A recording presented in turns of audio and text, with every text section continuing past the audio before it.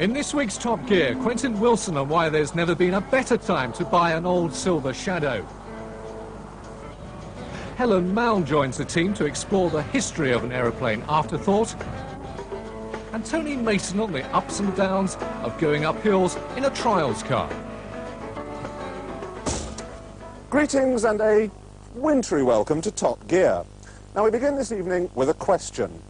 Which country do you suppose makes the most exciting small cars? And by exciting I mean the most fun to drive.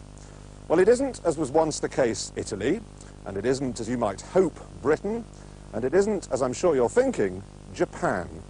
No, the two most exciting small cars you can buy at the moment are the Peugeot 205 GTI and the Renault Clio 16-valve, and painful though it is to admit it, they're both French. Even more painful, two of the most exciting sports cars you can buy are also French. I think they're probably getting their own back for Agincourt.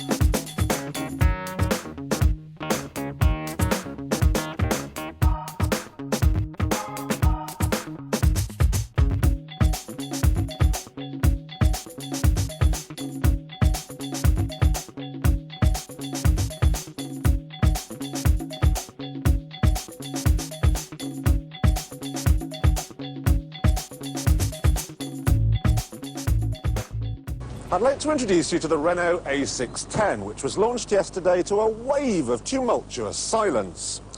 And the Venturi, which, though it's been available in Britain for around about 6 months now, is hardly a common sight. Now, they may look completely different, but in fact, they're very similar. They're both French, they're both made out of plastic, they're both very rare, and they both use the same turbocharged Renault V6 engine. In the A610, it has 3 litres, and it's mounted here behind the rear wheels.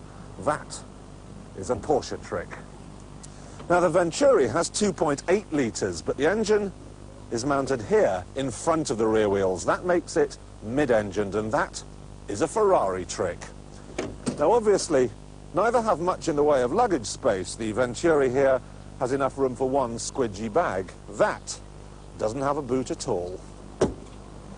The front bit is all full of fuel tank and spare wheel and gubbins like that, and the middle bit, well, there are a couple of seats there, but the only person who could have any degree of comfort in them is Anne Boleyn, in kit form. But practicality in sports cars like these doesn't really matter. What does matter is the fact that they're both indecently fast.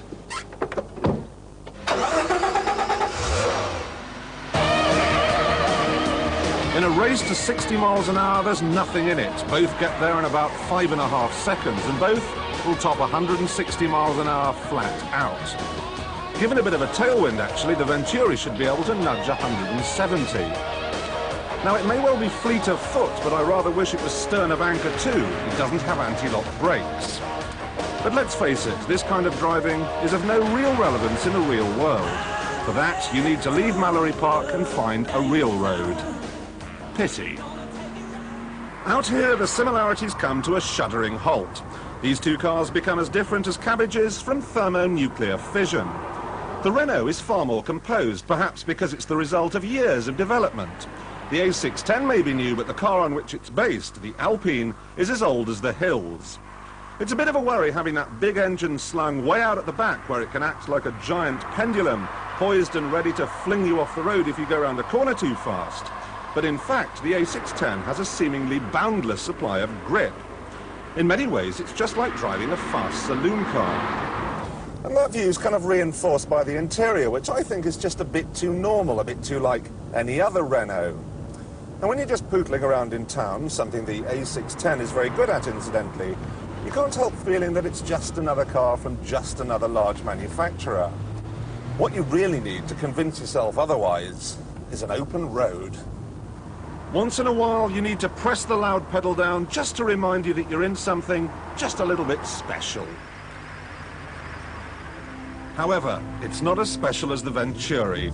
More composed, yes. Easier to live with, sure. But more special, no way.